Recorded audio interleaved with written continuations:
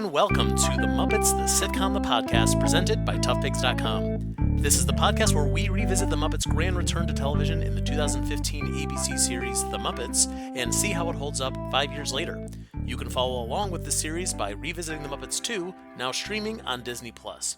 I'm Joe Hennes, your host for today's show, and we have a very special guest this week. She is one of the stars of The Muppets, the sitcom, the talent behind characters such as the newsworthy Denise and the fan favorite Yolanda. We are extremely pleased to welcome Julianne Buescher to the podcast. Hello, Julianne. Thank you so much for joining us. Hello. Oh, thank you. Thanks for having me. This is such a treat because you're not only obviously one of the stars of this show, but for Muppet fans to see you've officially joined the Muppet troupe with your own new characters. I feel like this is a very personal show for you, so it's great to have you here. Yay, thank you. Of course. So we're going to be talking about a very notable Denise episode. It's episode 11, Swine Song, in which the network president brings in a branding guru to retool Up Late with Miss Piggy, while Kermit and Denise's relationship comes to its inevitable end. Aww. So, no, I know, very sad. Denise, we hardly knew ya. Right? Normally we start these podcasts asking our guests if they watched this show when it aired 5 years ago. But you obviously, I assume you watched it. You didn't just appear in it. Oh yeah, absolutely. Super excited to watch it. Yeah. And were you also a fan of the show? I don't know how much your appreciation for your own work goes. I know all performers kind of do something different in that regard. For the work of the group, that's why I was watching it, to see. Every show we do, it's just, how much can we do for Jim and keep his legacy going, and just crossing our fingers and hoping that's what's happening. I was excited to, well, it's always exciting to see new characters, but I was especially always watching for Uncle Deadly because I love him so much. It's amazing. This is something that you and Matt Vogel really had in common on the show, was taking these minor characters from the Muppets past and turning them into something that, not only did you have an opportunity to take someone like Yolanda, is a perfect example, and make them into more of a three-dimensional, funny character, you're respecting what came before you, and also building something new so that this character is going to live on, in the future Muppet productions. Yeah. Oh my gosh, I loved Yolanda so much. Yeah, we had a lot of fun. I wish there was all the outtakes somewhere, because that's when we really got crazy. As usual. I can only imagine. Well, I did visit the set one day. It was early on in production. I think it was for the second episode or something like that. And I don't remember if Yolanda. I know Yolanda. I saw a scene with Yolanda, but I don't remember if she got the opportunity to really get off script in that scene that I watched. It was a great scene with a Zoot one-liner, a great Zoot non sequitur. Awesome. So yeah, it was a lovely moment for me.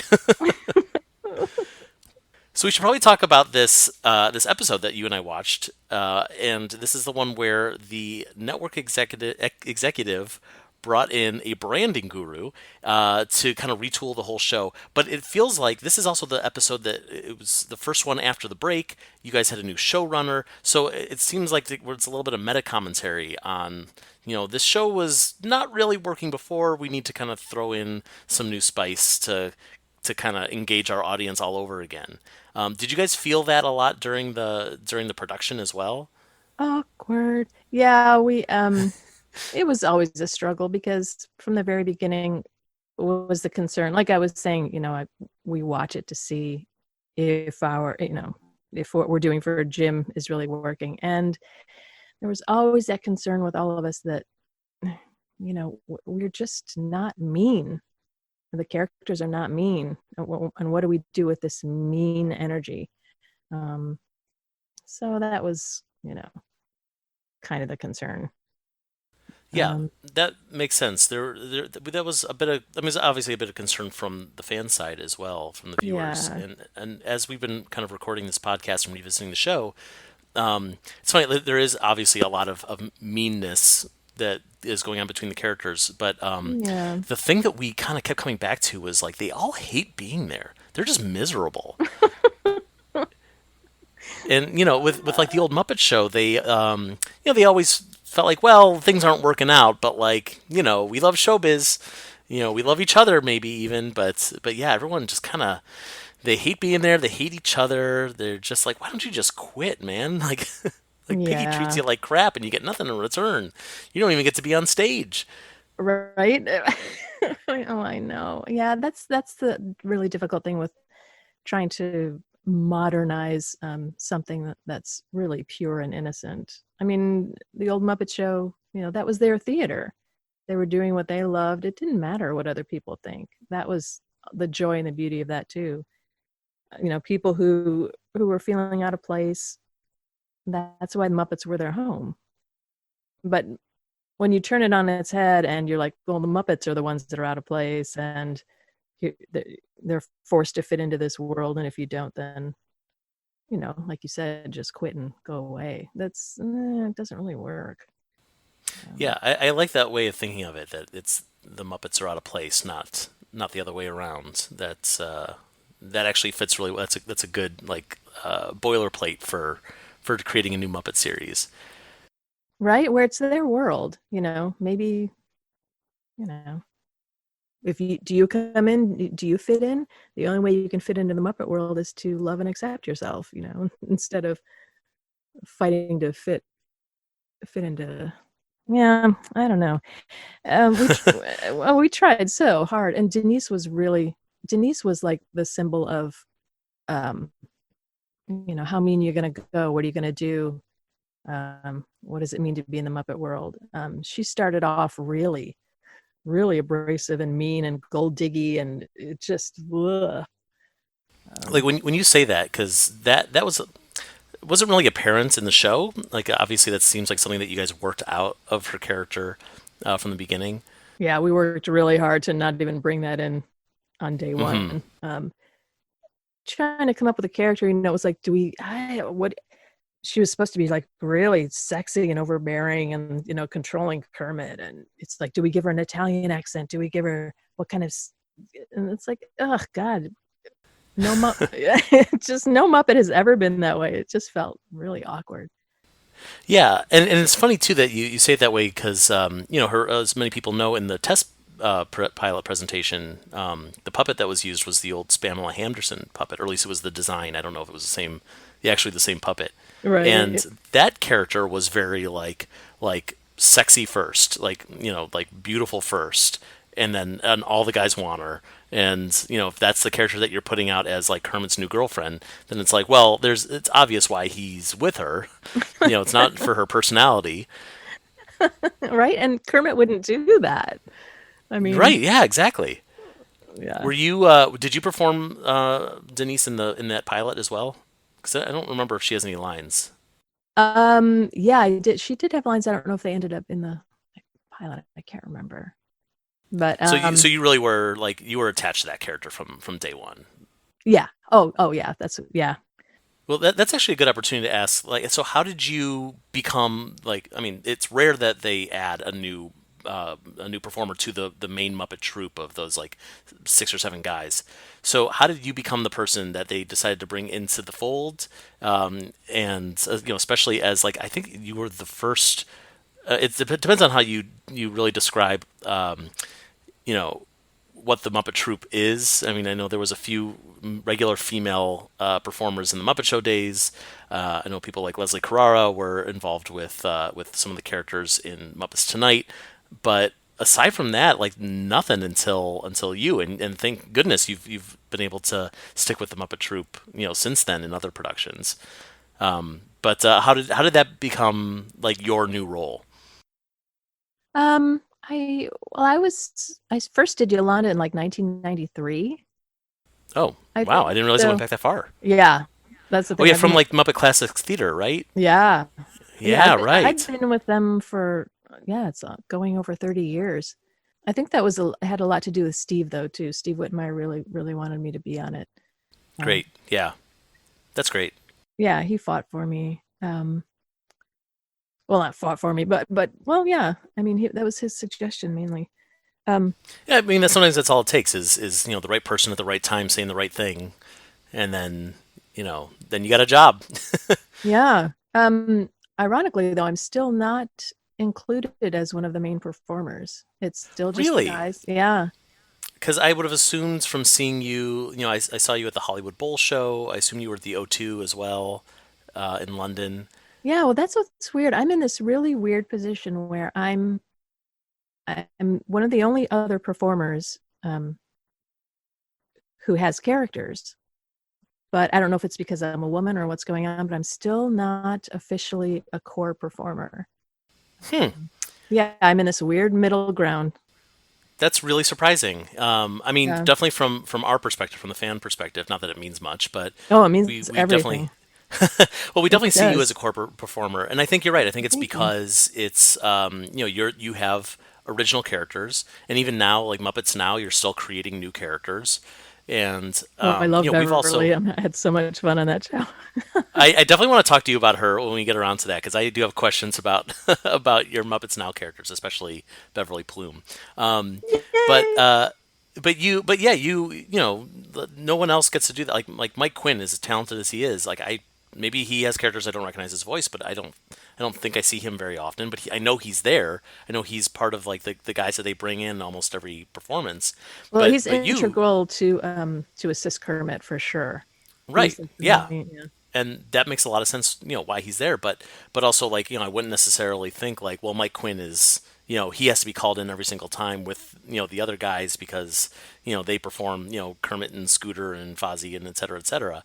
But you've been there for almost every major production, in the last 5 years. Yeah. So Yeah. so yeah, like they should just say you're part of the core troupe. Why not? I What's stopping them? don't I don't get it. I don't know. We're waiting.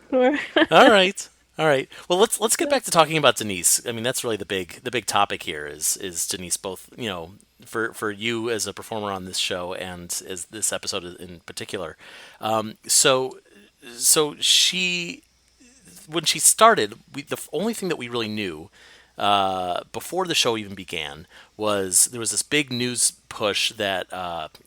story push that Kermit and Piggy were breaking up, and Kermit has a new girlfriend. And there's this immediate, we don't even know who she is, and we have this immediate hatred. How dare Oh, it some was hussy come out of nowhere and steal that frog? Like, it how was did you deal with that horrifying. It hate? was Was scary. it? Yeah. Um yeah, I mean it was just like any other eh, you know, crazy love triangle in Hollywood and I never got any hate mail or anything, but watching the fury of what was happening online was it was a little scary. Wow.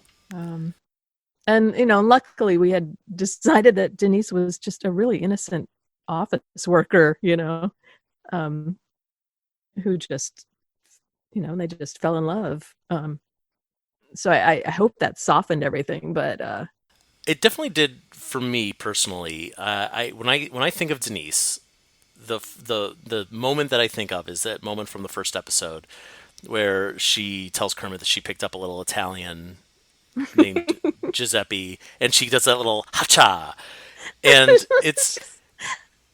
it's like this thing where like people like, so if you've ever worked in an office and like especially in a creative field, but there's people who work in the office who are not in creative jobs, like in legal or finance or advertising, whatever, marketing. That's what she does. She's in marketing, and it's like, well, yeah, they're fun and funny people. They're not like comedy writers, but like, not non-comedy writers can still like give a little hot job once in a while. It felt very pure, and she felt very real.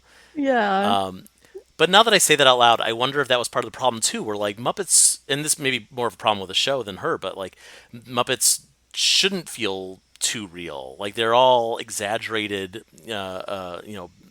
bits yeah. of personality traits, That was and another thing. Yeah, yeah. yeah, I was kind of being maneuvered to that thing of like quote just be yourself, But yeah, exactly what you said. Muppets are not themselves. They're a little heightened. They're a little charactery.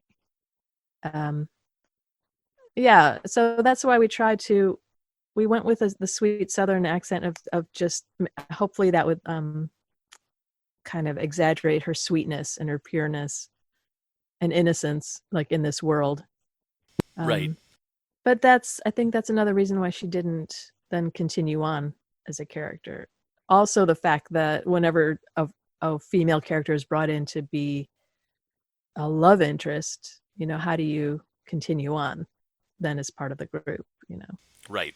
When a character is brought in specifically as a reaction or a hang on to another character, that rarely suggests longevity.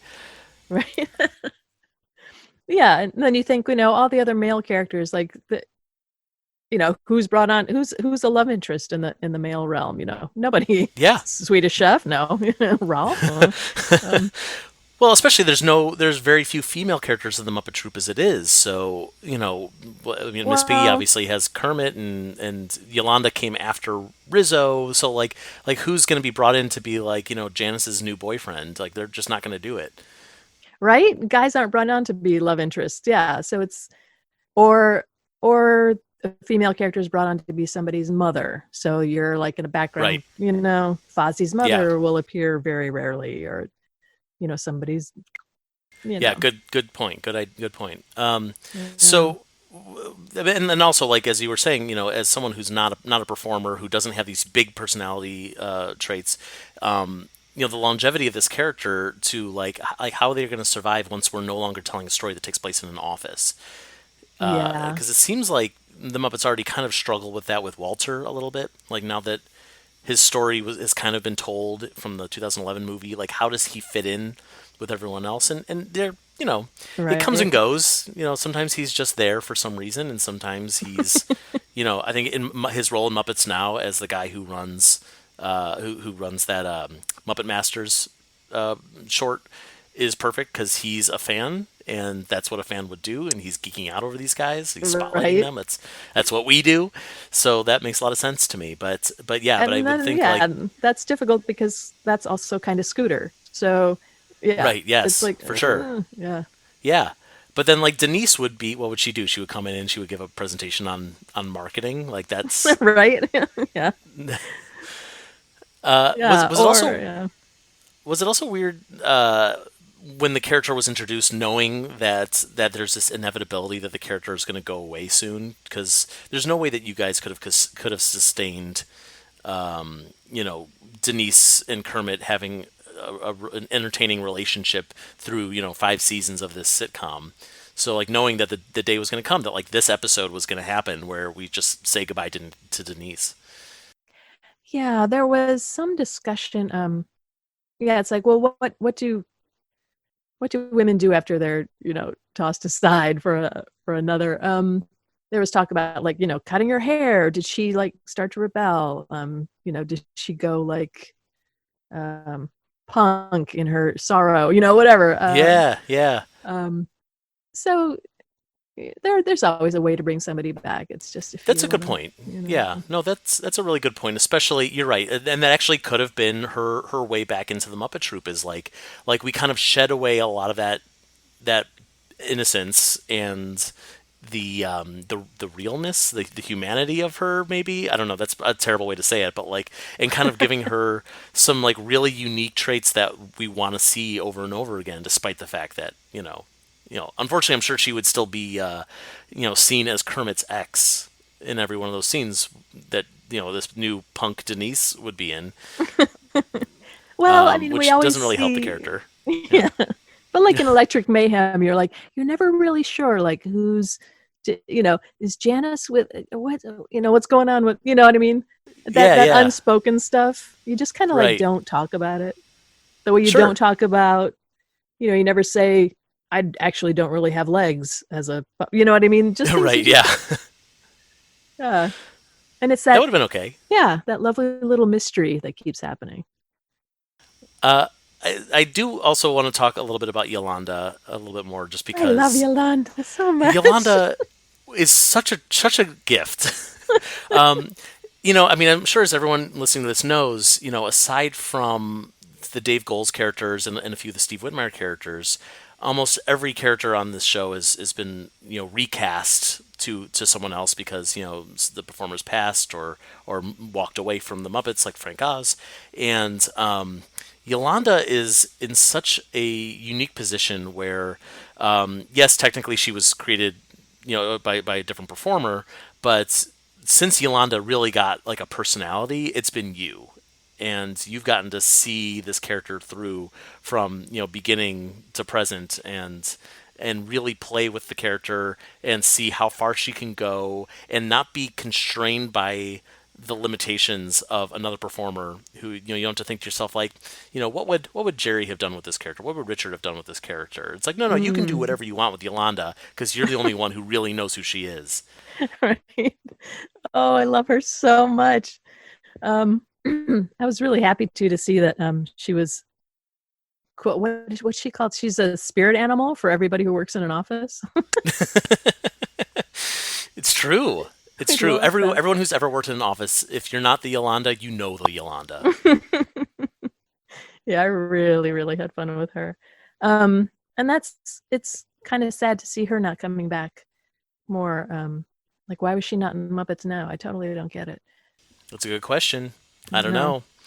Well, and especially like we said earlier, Uncle Deadly has been such an explosion of a return for a character, and okay, I understand that Yolanda doesn't have the same visibility as Uncle Deadly, and she doesn't, Uncle Deadly is such a weird mishmash of things that people like between like the spookiness and the gay best friend who might not be gay and the mystery of him and the way he speaks and like there's all these like the fashion icon stuff, like there's all this stuff to him that like you can pick any one of those things and you can take him and put him like doing like a haunted mansion thing for Disneyland, but at the same time tweeting about fashion, and like it works. And Yolanda, I mean, especially now we've taken her out of the office, I don't think she necessarily has to be in an office, of course, but like we take her out of that atmosphere, and she doesn't have quite as many places where you could put her, and not quite the same visibility as Uncle Deadly, and so like we just need to like find ways to get her in front of people more often, so that they get the same love for her as they do for Uncle Deadly, and then we're next thing you know, she's everywhere. Yeah. Well, I think that's also a matter of her being included in all of the social media stuff. And, she doesn't have a presence in between the shows. Um, That's true.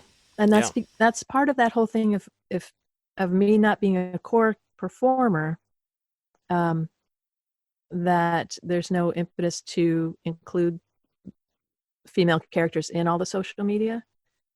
So it's like a vicious circle of like, well, if you don't see them in social media, you don't think of them, they're not included in the writing. Um, Yeah. you know, And that's been a problem. I would say since the '90s of when the Muppets have these huge gaps in between big productions, people tend to forget that the Muppets exist.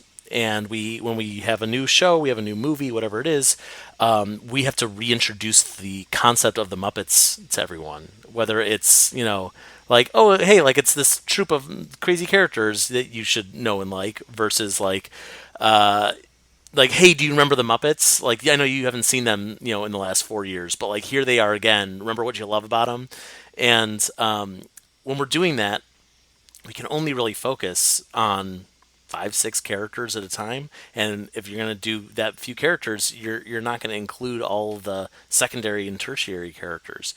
So I think it goes beyond just social media. It's just about like how are we going to have a platform where the Muppets are just in front of people all the time, and they're going to say they want more and more and more, even if it's just these like a little Yolanda or a New Zealand or a Muppet Newsman or whatever just popping up once in a while to say like, remember me, I'm still here, and I'll be around once we do something big again, I'll be here. oh, right. Yeah. There's so much we could do though. Yolanda could have an office blog like every day, Oh, it'll be amazing. right? Yolanda Um, should have a podcast. that would be awesome. Like, that's what she's been doing at her desk this whole time. She should be working, but Right? Yolanda's actually recording a podcast. People stop by her desk, they ask for things. She hits record without them knowing. Great. All right, we're gonna make that happen. That's our next. That's our next goal. Yes. We're gonna call up Disney. We got the next $1 million idea. Well, there's so much that could happen with all the characters, you know. Yeah, Um, that's a really fun idea. I wonder if that would be a fun, like, low cost way. Like, we don't have to get the puppets out. We don't have to turn on a camera. It's just like get all the Muppet performers in front of a microphone and just record something stupid for 10 minutes. That's all we need. right? That's all podcasts really are anyway. And have the Muppets do theater, just audio theater. Oh yeah. Oh yeah. Entire Like place and- yeah, like an audio drama. yeah. Yeah. Get Crazy Harry on the Foley. I love it. Right? It'd be awesome. Yeah. Oh, okay. I'm loving this idea. Now I'm gonna start making notes. I'm gonna make a pitch. Yes. So on top of Denise and Yolanda, you also, I mean, obviously, whenever there was a speaking female character, it tended to be you. So there's a few one-off characters. The one that came to mind was in an early episode, Gonzo had a date with a woman named Debbie. Oh And, my God, that was she fun. ends up going out with Liam Neeson. Not Liam Neeson. Liam Hemsworth. The Liam other Hemsworth. Liam. I made the same mistake at Comic-Con. I called him Liam. There's only two famous Liams. I know. They're gonna get each other's mail. It's just gonna happen. Oh, that was exciting. We had some amazing guests. He had a lot of fun with that. That's great. I love it. Playing Debbie. I do want to ask you. Oh, sorry. Go ahead. I was just going to say that the Debbie puppet was actually made for Debbie McClellan. So that was going to be my next question. When we reviewed that episode, I assumed it was Debbie McClellan because I thought it kind of looked like her. Debbie McClellan, who at the time was she was an executive producer on this show. But the guests that we had guessed it was Dave Goelz's wife, who's also named Debbie. Oh, okay. Yeah. But no, well, there you go, confirmation. Yeah, and there's even a little matching dog puppet that looked like Debbie's dog that went with her. It wasn't in the show, but. Oh, I was going to say, I don't remember there being a dog. She must have left it at home. Well, now it's her dog and Liam Hemsworth's dog because they got married. Totally, yeah, yes. Obviously. And awkward for the three of us to hang out, yeah. Now that we're all married. Yeah, of course, because you have to be there all the time with the puppet. Right, really. In their house. Yep. I have to also assume that Debbie McClellan she maybe had a crush on Liam Hemsworth, and that was like a little treat for her that you get to go on a date with him, in a weird like it's you but not really you kind of way. Right. And then for the other like background characters and such, like was there a method for okay, we need 10 characters in the background, you don't have a speaking character, so we're going to give you New Zealand or Andy Pig or whatever it was, or was it just kind of like a grab bag of just grab something and get in the back? No, it was mapped out pretty well. That was Bill mapping out who did what. I mean, it had to be choreographed, so we didn't accidentally double up or whatever. But there weren't many days when a lot of the other puppeteers were there. I think we tried to be careful with super big group days, but yeah, Bill was in charge of all that. So did you have like certain characters that you always kind of gravitated towards when you needed to do like a non-speaking group scene? No. Mm-mm. Okay. It was just like, here, here's your work for the day. Grab this. Because we were also going super fast. So right. Yeah, of course. Just like here's what you're doing and just do it. And it's like, yes, awesome. Right. Whatever you want me to do. And Bill, of course, being the puppet captain for that show, which that always seemed like a job. Like I understand the responsibility of a puppet captain when you're dealing out speaking lines, especially if they're one-off characters or something like that. But to make a specific decision of, okay, like you're going to play New Zealand, you're going to play the newsman, you're going to play, Andy and Randy Pig for characters that are just kind of filling the background. It also seems very arbitrary to me. So I wonder what that kind of responsibility is like that maybe I'll just never Oh. understand. It's not super arbitrary because you have to, I mean, it has to be somebody who's kind of the right height or somebody who knows the character. I mean, the other performers have also been, around for like 25 years, 20 years. So there's a knowledge of who can handle this particular character, um, who knows the movement. You know what I mean? There's also that. So does that mean that like there's another Muppet performer that has about your height, and then like you would potentially say like like you're gonna double for Peter's characters because you and Peter are about the same height or about the same have similar puppetry styles or whatever. Yeah. It's mostly puppetry style first, and then height. But and also who's big, who's strong enough to like hold up the bear or hold up. Oh sure, yeah, right. Because I wouldn't be put in one of the Gigantor characters because I can't manage that physically. But Puppetry seems really hard. it's really, really, really hard. I don't think I have it in me Well, just to and hold my then arm up in the air. yeah, well, there's that, and then it's like, okay, so what year will I probably have my shoulder replaced and my hip replaced, and Yeah, it's rough. right. All those old timers have like matching surgery scars from all their Yeah. back surgeries. Yeah, it's kind of scary. Well, I'm actually trying to formulate. I've been doing a lot of work on trying to formulate exercises for us and how to manage that kind of where the way we stand and things like that. I actually did a Oh, that's smart. yeah. I went to an anatomical dissection course actually. Oh, So it was awesome. But yeah, we're working with fascia and how can we stand better? How can we hold the puppets better? And so we stop hurting ourselves. well, and especially like in recent years, I know a few years ago, I think it was Disney. Someone developed there's probably a name for it, the belt that helps you keep your arm in the air for when they're doing live shows. I know the Oh Electric gosh, Mayhem yeah. used it at that Outside Lands show. Yeah, that saved everybody's lives. Yeah, those were Yeah, amazing.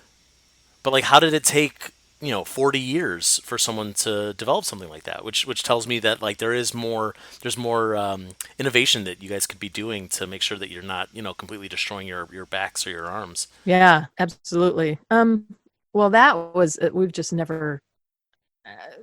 I mean, Jim was just always so good. It's like if you guys need to, pull your arm down if you're done, especially during songs. We're probably the longest we'd ever done, like one song, which is incredibly hard to do. But to do a full set on stage, that was totally different. I hear what you're saying, though. Yeah, innovation like that.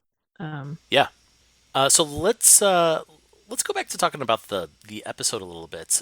So in the story for this episode, Kermit had promised Denise that he would run a charity 5K with her, and then accidentally blew her off to work late because they have to rework the show. And later in the episode, she spots Kermit and Piggy. They've worked all night. They're asleep, very close to each other.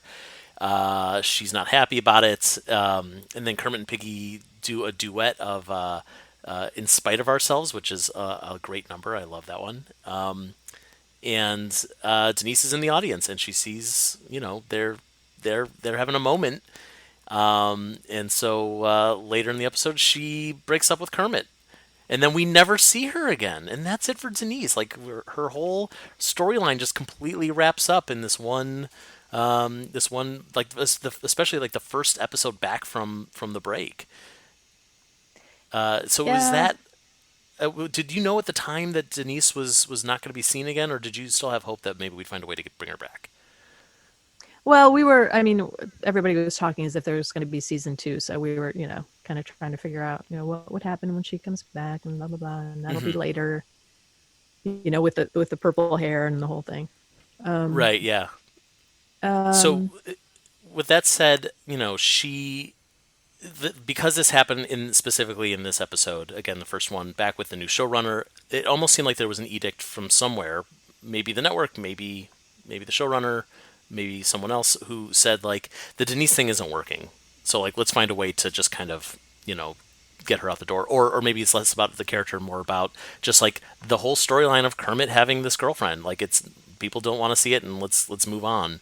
So did you feel like that was kind of what was being told to you, or was this just the next step in a potentially longer storyline?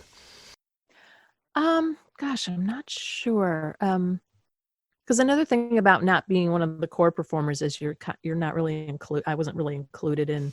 Sure. There would be behind the door discussions and stuff, and so I missed out on a lot of what was really going on. But I don't, we were all just kind of thrown. The whole thing was so weird. Like to have a new showrunner right in the middle, and Hmm.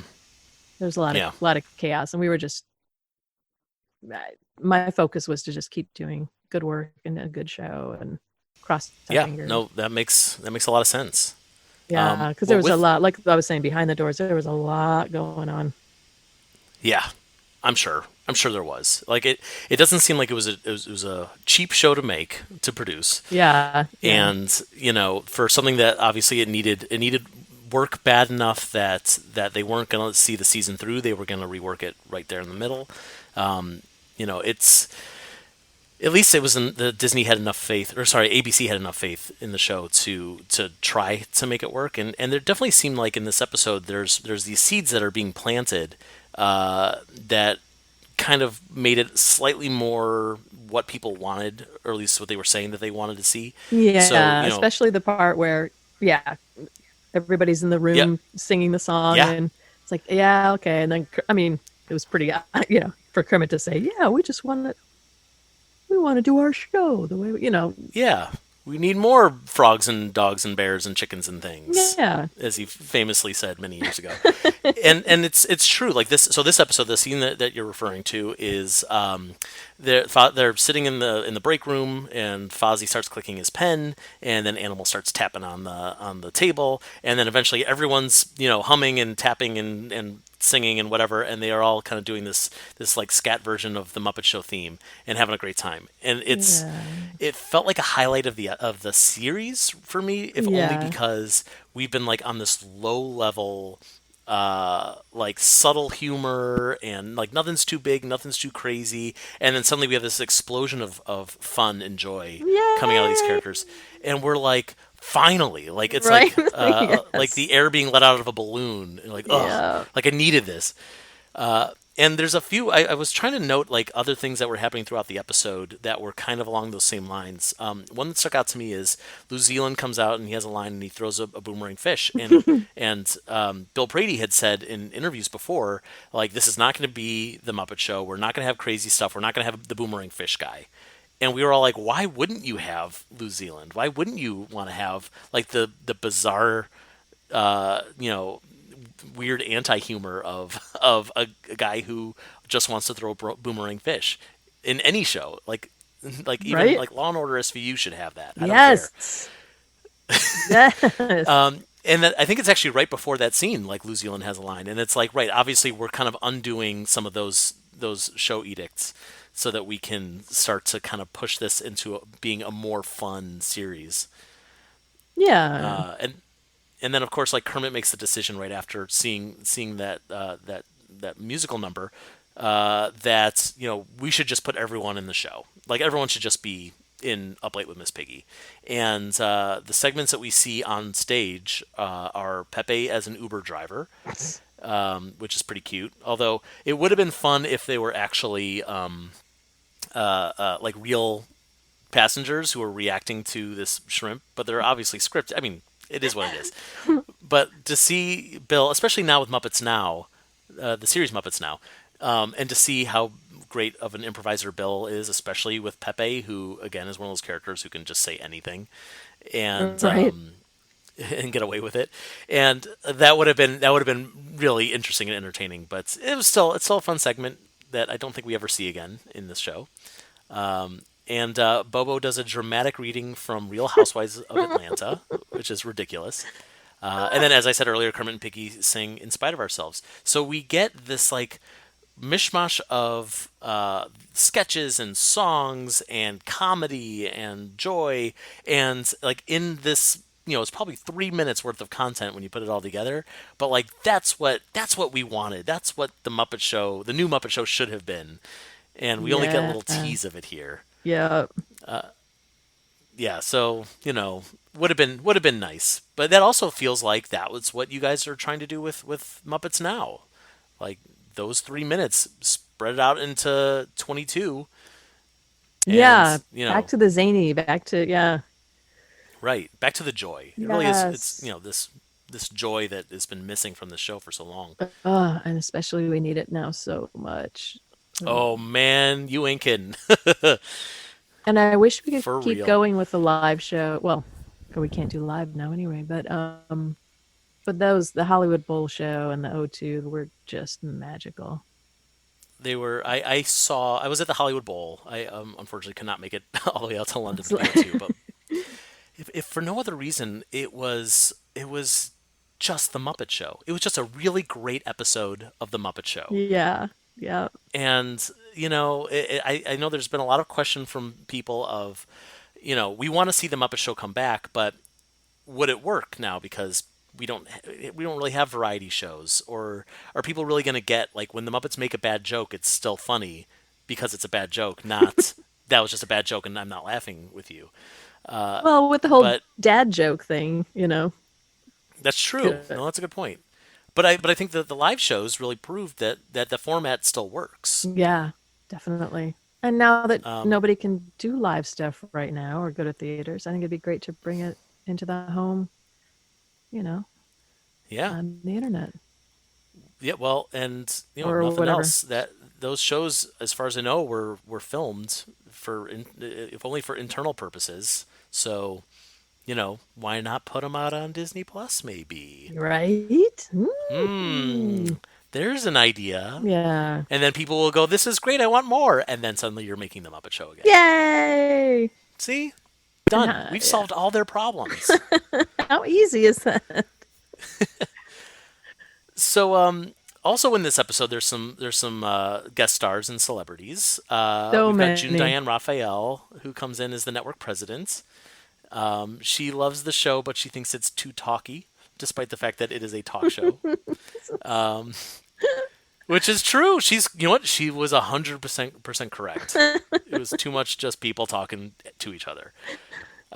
And she's delightful. Like I don't know if she's as delightful off camera as she is on. But I'm a big fan of hers, and she seems like a genuine person. And I assume that she's not quite as let's use the word aggressive in real life as her characters tend to be. Well, the Did you? thing is, I mean, no matter how, everybody might be perceived, in the outside world whenever you're in front of the puppets, no matter who you are, there is just something comes out of you that's just beautiful and glowing and happy. And that's the way everybody was. They were so excited to talk to the puppets and be part of this.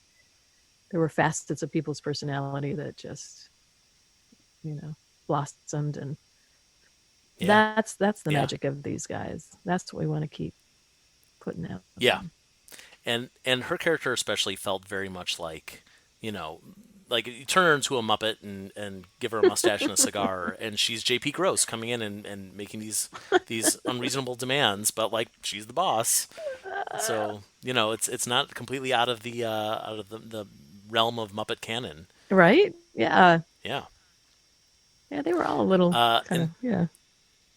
then we have I hope I'm pronouncing his name right because I've only ever actually seen it written down. Utkarsh Ambudkar. I Oh, think that's how you pronounce his name. He plays Pache, that was which so is spelled it's spelled Pizza, which is hysterical. oh, so stupid. It's so stupid.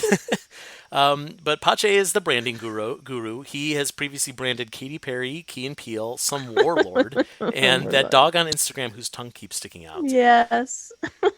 Um, and honestly, I know who almost all of those are, so he did a great job. That was weird. That was a weird character to have come in. Um, Yeah, did how so? um, well, it's like the I have no legs thing. It's like, okay, we know we're on a show. Now we're talking about being on a show, and there's you know, I don't know. Right. Yeah. It's hard because like he's definitely coming in as an antagonizing character, but there's there's no I don't know, like there's no like return from him. Like he just kind of comes in and makes a mess, and that's it. There's no like he doesn't get comeuppance, or the Muppets don't kind of meet him halfway. He's just kind of like, ugh, this guy again, and that has nothing to do with his performance. It's just the character. But there's also like this innate obnoxiousness that comes with just the idea of like branding that I think especially people who are maybe like over the age of, I don't know, 25 just like have an innate disgust for. It's like, I don't want to do all those things. I don't want to put on a like a hip costume or cater to the kids or get a TikTok or whatever it is. Like that sounds awful. Well, it's ironic. It's the Muppets already have a brand, and Yeah. they brought he's in there introducing chaos, and it's like, but that's what Muppets do. So Right. yeah, very confusing. Yeah. Well, and especially like at the end, like Kermit and Piggy sing a song, and it's a great number. It's exactly the kind of thing that you would see on the old Muppet Show, and like the network loves it, and he takes credit for it. As if like that's I mean that's kind of what we expect to see from the Muppets from with Disney now is like, yeah, just do that old stuff, Right? and like that's your branding. Like that's all you need. Yeah, we've got it already. Yeah, flaunt what you got. Yeah. And the other famous folks who show up in this episode are Key and Peele, who are. This is like right. I feel like this is right before Get Out came out. So like this is like Jordan Peele about to go from like being a star to a megastar. They say that their old show used Pache as their branding guru. They refused to implement his changes, and then the next thing you know, Shadoink canceled. And now they share a one-bedroom apartment, and they sell oven mitts on Etsy. So weird. I love those two guys so much. They're brilliant and hysterical, Yeah. and it's such a joy to see them interacting with the Muppets. Yeah, that was awesome. They had so Were much they? fun. I have to assume that like they were also like suggesting things for scenes that they were in, just because they're like they're comedy guys, they're writers.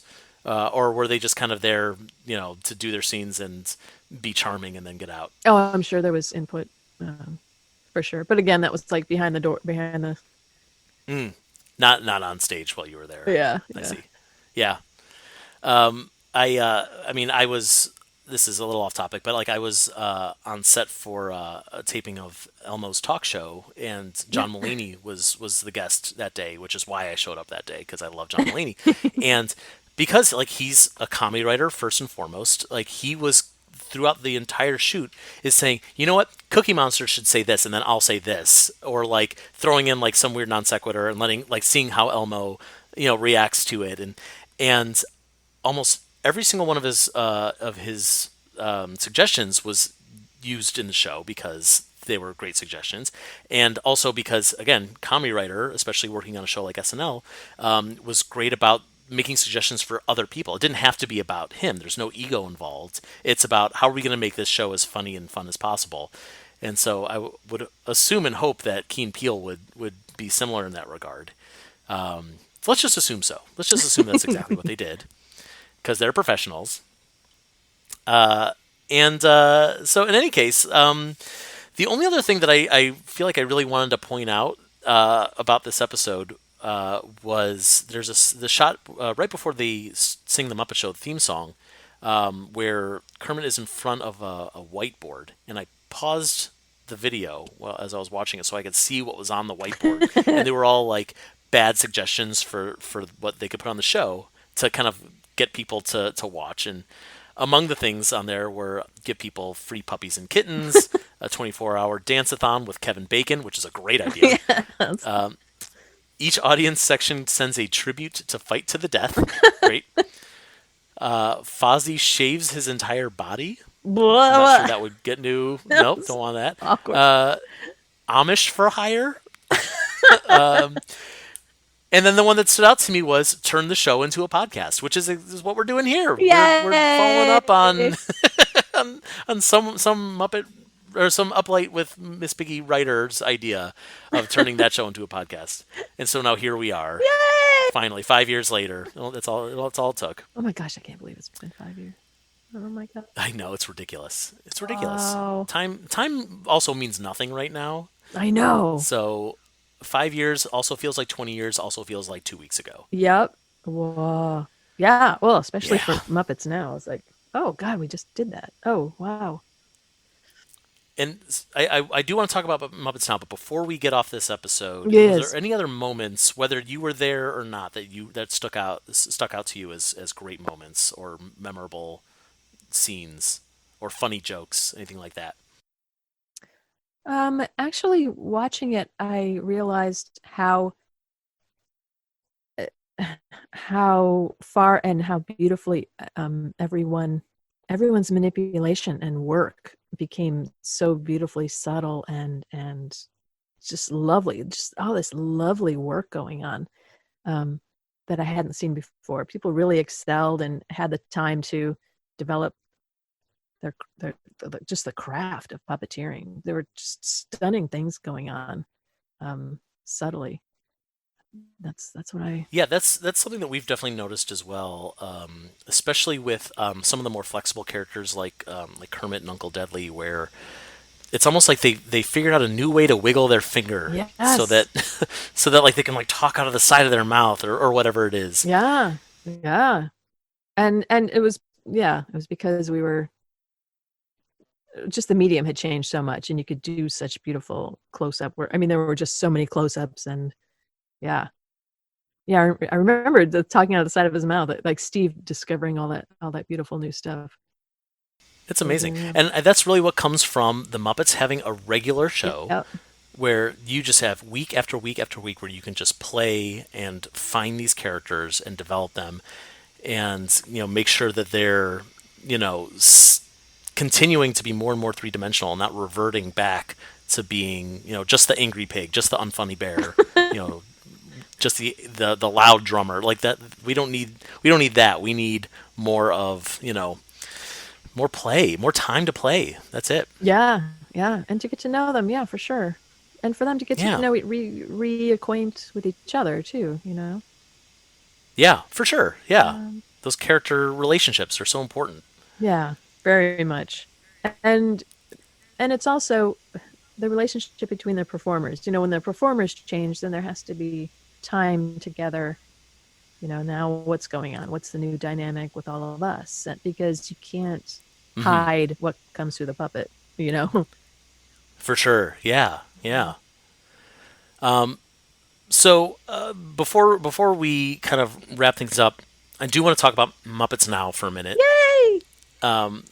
which is super fun. And it's weird because I mean I'm sure as like you filmed it in these segments that were supposed to be released individually, and then they were repackaged as like a half-hour show. And I don't know if that makes things better or worse or weirder, or maybe the weirdness is good or whatever. But if either way, it's like a great opportunity to again spotlight these one-off characters, and I don't know. It's been fun to see, especially for your characters. You've got Beverly Plume as a regular on the Swedish Chef's cooking segment. Awesome. You've got folks like Yolanda, or like you're playing like a cheese or whatever, showing up during Miss Piggy's stuff. It must have been a blast to film. Is really what I'm coming down to. Very much. Yeah, that was one of the things where it was super exciting to have a whole new range of characters to just play with and throw back in. I think that's the most female characters in one time that we've seen in a long time. I think you're right, and it's something that's been much needed. Like Muppets need to start passing the Bechdel test. I think one of my favorite, the Screaming Goat, was hilarious Hysterical. to do. That was in one of the Pepe's game shows, right? Yeah. Yep. And the grandmother, who couldn't hear was another one of my Oh, that favorites. was hysterical. Especially, you guys filmed that before everyone was doing Zoom calls. Right? Yes. Yeah, and now it's How weird like, is that? Yes. obviously, yeah. The only thing is there is so much material. They made them so short that there was so much Yeah. material that didn't end up in the final product. Um, you could cut a whole other series out of the stuff that wasn't used yet. Oh, I'm sure. I'm sure. Well, maybe we'll see some more soon. Maybe they will do that, and then, That'd be Muppets Now season 2, and it's already done. awesome. Well, the cuts there's already those that Yeah, there's a blooper reel. It's not really a blooper reel. It's an outtake reel. yeah. Oh, Yeah. got to do more of those. And Beverly Plume. It's Yay! interesting to see a new regular character. She is a regular character because she's in every episode of Okie Dokie Cookin'. Yes. How did you develop that character? Because it seems like it's an interesting combination of we need someone who obviously looks good in script and on paper, but also has the ability to improvise with these, especially with these people who are not trained improvisers. Right. Yeah. Um, and they were all really good to work with too. They were, again, it's just so easy because they're just super excited. They just want to talk to the puppet all day. But Yeah, how did we come up with Beverly? Well, I mean, she's just a combo of like Julia Child and there's that wonderful British host of a cooking show, and then some of my relatives. So, right. I'm sure that happens a lot. yeah. Yep. Um, and she had to be. We had to. Who's going to play against Swedish Chef? What's that going to be? Yeah. So there's always that thought of the same with Denise and all the other characters. Like, okay, but how are they going to relate to? How are they going to fit in character-wise and personality-wise? Yeah. Interesting. So did it feel like there was a lot of development in the character like once you had the puppet on your hand, or was it more like they made a bunch of decisions, in the scripting process and then said, okay, like here's like Beverly is going to be this person who's, reacting to the chef in this way and reacting to the guest in that way, and also obviously relaying all this important information about recipes and stuff. It was awesomely collaborative this time. Great. Bill and Andrew and I had a lot of discussions. And then, of course, there's always a thing of you can have all the discussions you want, but when you see the puppet or the character, how's it built? How's it going to move? Then that kind of changes. Then you have to go back and have more meetings. It's like, well, she doesn't move that way. That's not going to make sense with, if it's a flowy puppet, then you can't have like a big stiff characterization. One thing I'm really curious about, especially with that segment, so like we've all known like between Swedish Chef and then Angelo from the old Cat Cora web series, they have human hands because they're working with real food and it's just easier for cleanup afterward. But this segment gets really messy. Especially in the Danny Trejo episode where there's a mole that's covered in like sour cream and cheese and stuff. Like, is there a concern for like, okay, well, Swedish Chef is going to be like throwing stuff around, but like we kind of can't have a stain on the turkey puppet, so like stay away. Oh, always a concern. Yeah. So, I mean, the main thing is to be, it's not going to be sour cream. It's going to be some kind of soap foam that is not going to, you know what I mean? Oh, you're releasing all the secrets now.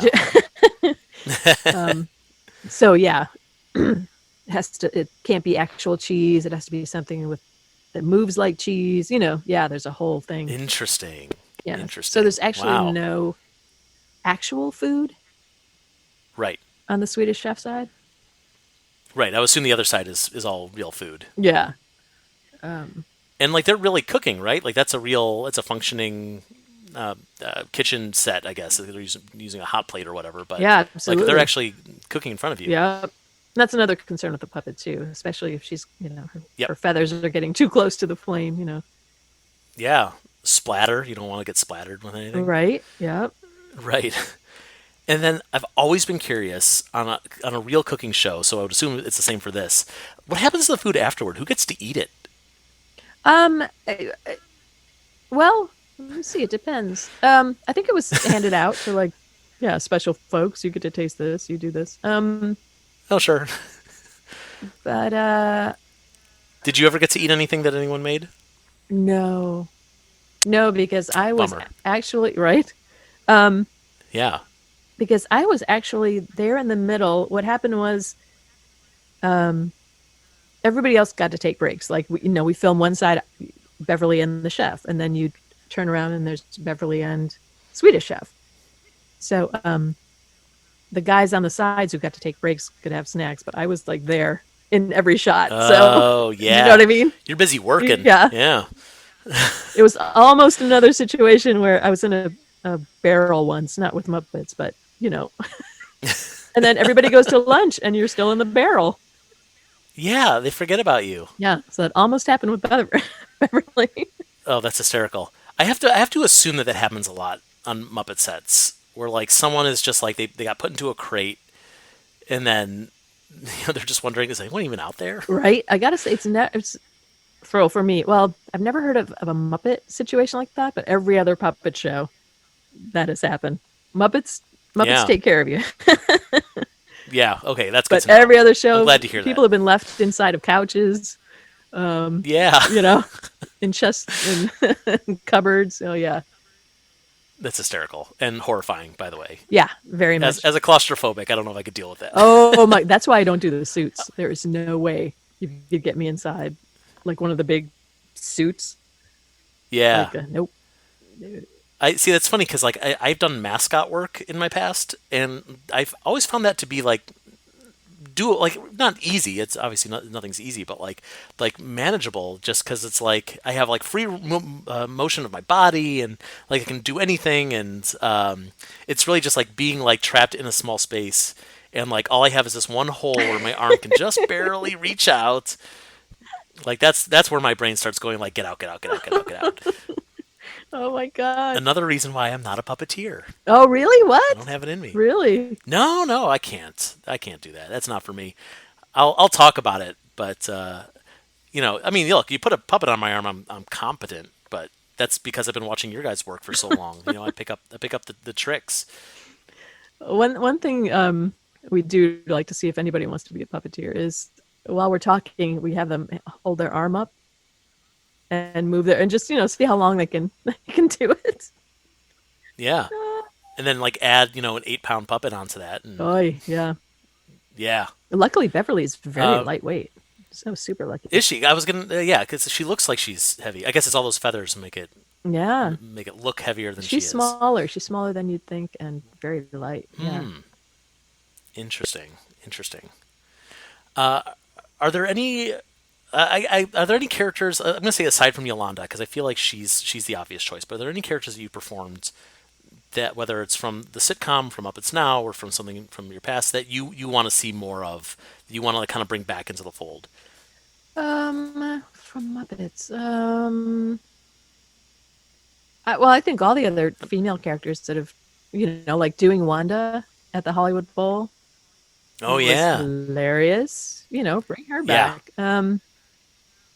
Well, that's the thing. Like, how many female characters are there to bring back that were classic characters? right, yeah. Um, Let's get Hilda in there. We'll get you some Mildred. right? Yes. Yeah, why not? Awesome.